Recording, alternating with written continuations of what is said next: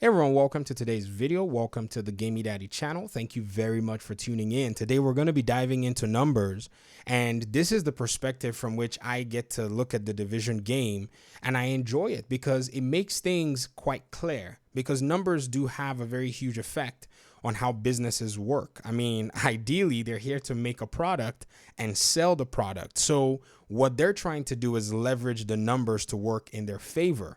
And so once you, as a gamer, get to see how that's done, it really makes a whole lot of sense as to how many of these gaming companies progress. Now, some of them, they do things that obviously will make the numbers not work in their favor, but at the same time, they get the criticisms and they get the losses that come with it. So if you look at the title of my thumbnail, it says 10 million customers.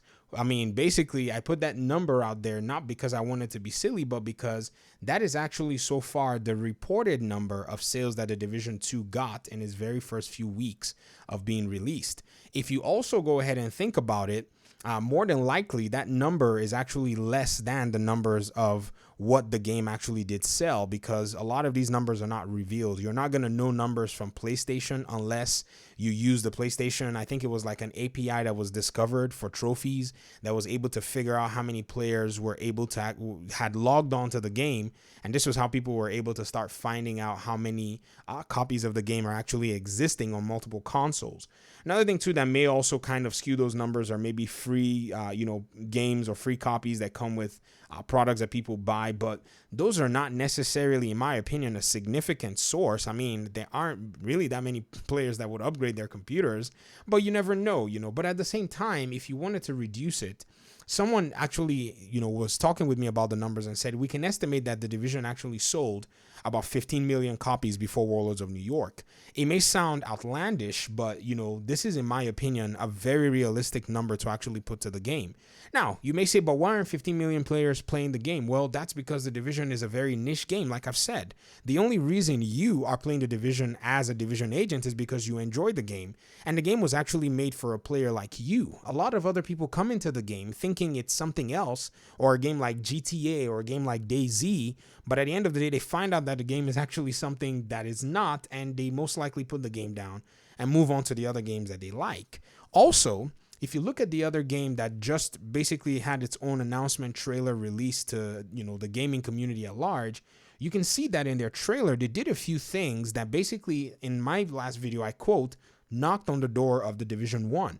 I've also seen comments to the effect that, well, it's not a good reason to compare those two games, but many of us need to look at how they actually, in a sense, purposefully picked out specific actions in that game to appeal to the Division community. They showed a crossroad in New York City. They walked into a store, to a soda machine, hit the soda machine twice, and got a drink out of the soda machine.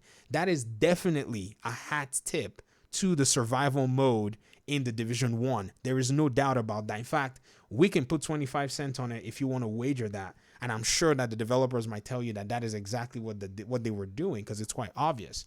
And so thinking about it, we're looking at this number, looking at the customer base at that strength of about 10 million or 15 million players. And we're saying to ourselves, what in the world is Massive actually thinking, or what are they doing?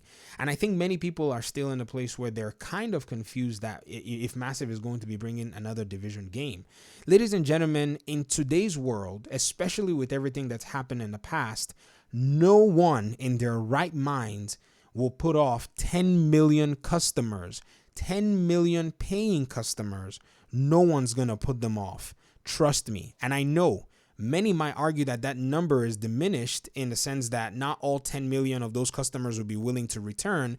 But how about the other amount of customers who came into the game on a sale and have stayed, and the game has made a difference on? Imagine those players. Imagine those players who never saw the Division 1 and the very first thing they saw was the Division 2.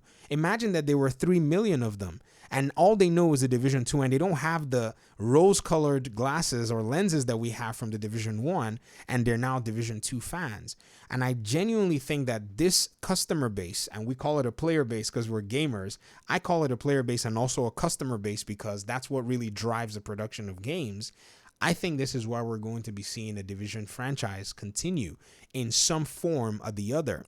Now, there are many directions that could be, that all this stuff could go, and none of us have that information that will help us to be able to more accurately predict the exact direction. That's why we make conjecture.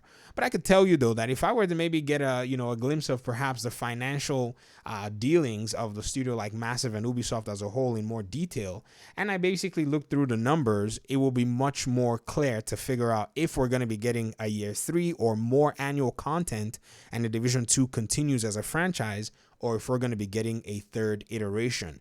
There are many aspects to go, because if you think about it right now, Massive is in a place where they really have a lot on their plate in the next few years. But these things don't necessarily cause too much of a problem. I think we sometimes don't realize kind of how businesses grow, especially when they have, all these enterprises to continue to run.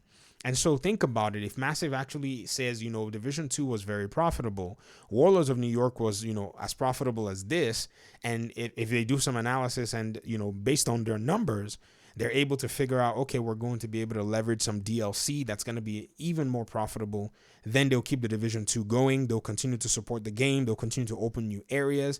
They'll continue to discount the base game and continue to sell DLC, making it more appealing for people. But at the end of the day, there is something really cool about new games and basically sequels that Ubisoft is quite good at. They're very confident with their sequels. And it's really weird, I mean, they'll literally throw out 26 Assassin's Creed games. They have 3 Watch Dogs games. Can you imagine that Ubisoft has 3 Watch Dogs games but is not going to get a 3rd Division? I mean, let's just think about that for a second. When you consider all of this, I think it really does make sense that this 10 million customers is a significant number for them to actually pay attention to. But at the end of the day, like I said, a lot of this stuff is hypothetical, but it is still, something that we can actually point towards by looking at the numbers and how they actually are set right now. I mean, yes, other free-to-play games or, other free-to-play titles, they may have bigger player bases, maybe even other games that may not be free-to-play, or maybe other games that are somewhat in a competitive nature or in a competitive space, or the Division may seem to have a lot of players. But right now, they also seem to be like in some kind of a down state. I've been looking at comments, and a lot of Destiny players have also mentioned that, man, right now they're coming back to the Division because Destiny is not necessarily in the best place possible. And these are just some of the logistical issues that these games face when they actually are live service games. In many cases, they can't really keep up with their player base. So it's kind of challenging for them. But nonetheless, it's one of those things that I just wanted to make a video about, to just kind of appeal to the community to take into consideration when weighing a lot of these different things. There are 10 million possible customers that could buy a 3rd Division game, probably a few million that could buy a year 3 DLC. Who knows how Massive is going to take this approach, and maybe there are even more, and we just have a very small slice of the people who are, basically paying customers. You just never know. Anyways, that's it for me. I wanted to just keep this video as short as possible. Yes, this is a short video for me. I could go on for like 20 minutes if I really wanted to, but let's go to the comment section. Let's flesh this out. You Division agents, you know what to do. Tell me what you think. Do you think this game is healthy enough to sell a year 3 content to be profitable? Or do you think the game is healthy enough with a player base, or AKA customer base, to be able to go for a whole new launch down the road? Talk to you all in another video. Thank you very much for listening and watching. Hopefully, we'll talk later. Peace out.